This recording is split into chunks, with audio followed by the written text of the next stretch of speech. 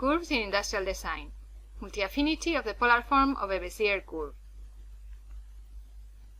The polar form is not only known as the polar form but also is called the blossom of a Bézier curve. We've already seen that the blossom for a Bézier curve with control polygons C0, C1, C2 and C3 is of this analytic form.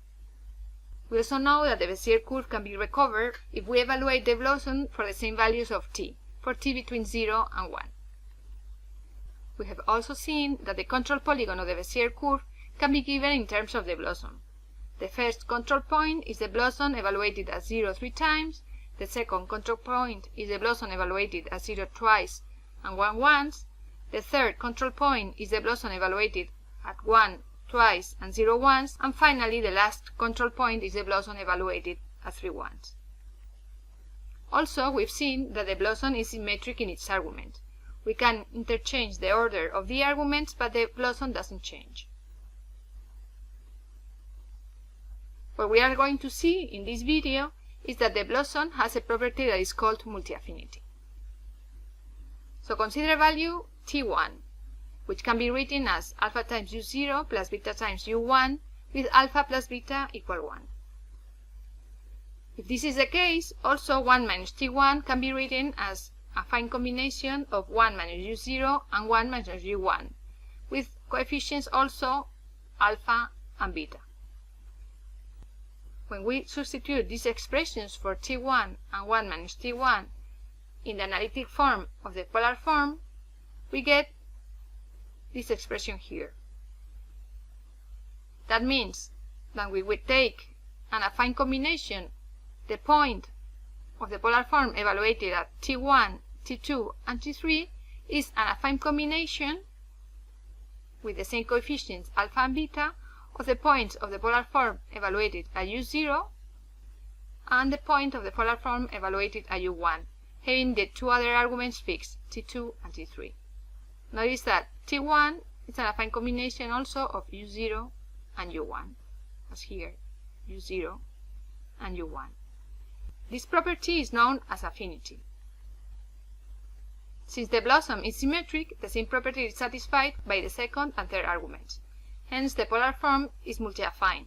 That means affine in each of its variables. This property does not hold if alpha and beta don't add up to 1. So, summarizing, the polar form of a Bézier curve is a symmetric multi-affine function of its variables.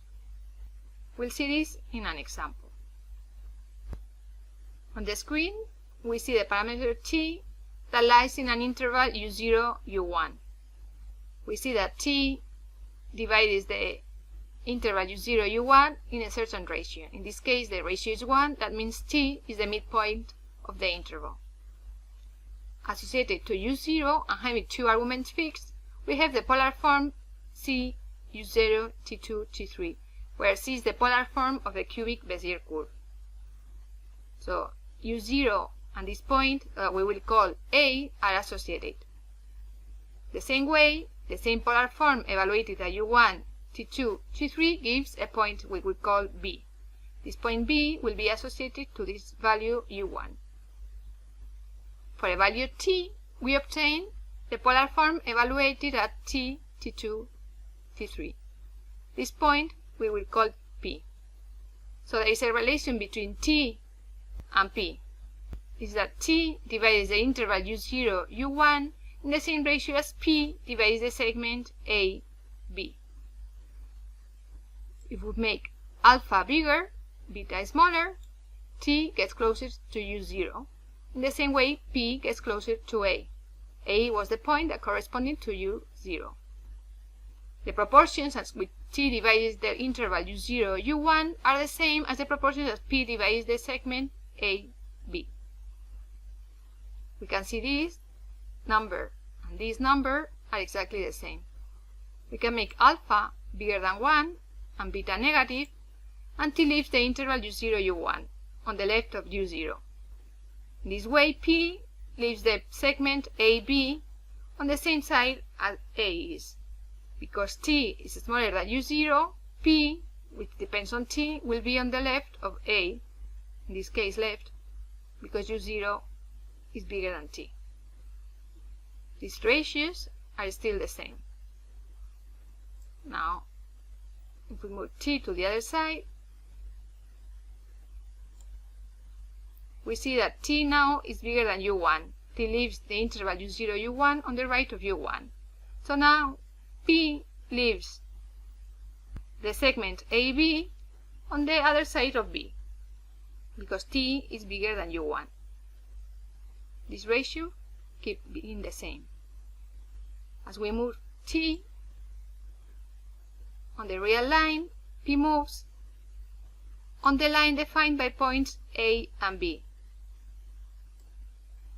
So the blossom with two parameters fixed, t2 and t3, and the third one free, is a parametrization of the line that joins the points A and B. So the blossom can be thought as a parametrization of lines if we fix two of the arguments and let the third one free. And this is exactly what the affinity property of the blossom means.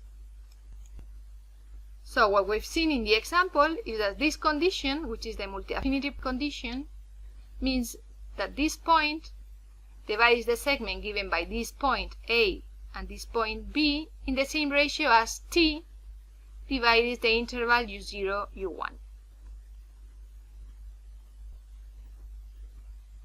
And we've also seen in the example that the affinity property means that the polar form parameterizes lines when two arguments are fixed and one is free. We will use this to show how the polar form can be used to describe the points that appear in the Castel-Geo algorithm. So if we have a Bézier curve with control polygons C0, C1, C2, and C3, we already know how to write these vertices in terms of the polar form. That means in terms of the blossom. Now, in the Castel-Geo algorithm, we take a number t between 0 and 1, and we take the point that lies in that proportion on the line. So now, this line segment of the control polygon can be written in terms of the blossom. We know that because just fixing two parameters and leaving the third one free gives us a parameterization of the line. In this case, we have to fix two zeros and we let the third parameter free. When the third parameter is 0, we obtain the first point of the control polygon. When the third parameter is 1, we obtain the second point of the control polygon. If we consider the blossom with two arguments 0 and the third argument t, the point obtained divides this segment in the same proportion as t divides the interval 0, 1. That means this point is exactly the first point of the first generation of the Castel-Geo algorithm. In the same way, this line segment can be parameterized in terms of the blossom. In this case, we have two fixed parameters, 0 and 1, and the third free. When the third parameter is 0, we recover C1. When the third parameter is 1, we recover C2. When we take the third parameter to be t, we obtain the point which is a proportion t, 1 minus t on this line segment. That means the second point given by the first iteration of the Castel-Geo algorithm. And in the same way, we obtain this point thinking that the line can be parameterized in terms of the blossom fixing two arguments 1 and the third free. When the third argument is 0, we recover C2. When the third argument is 1, we recover C3. When the third argument is t, we obtain a point that is a proportion t, 1 minus t on this line segment. This is the third point of the first iteration of the Castel-Geo algorithm. We repeat these arguments now with this segment that can be parameterized in terms of the blossom fixing t and 0 and the third argument 3, and this line segment that can be parameterized in terms of the blossom fixing t and 1 and the third free. And finally, we do the same in the last step. The last step, we obtain the point CTTT, which is a point on the Bézier curve.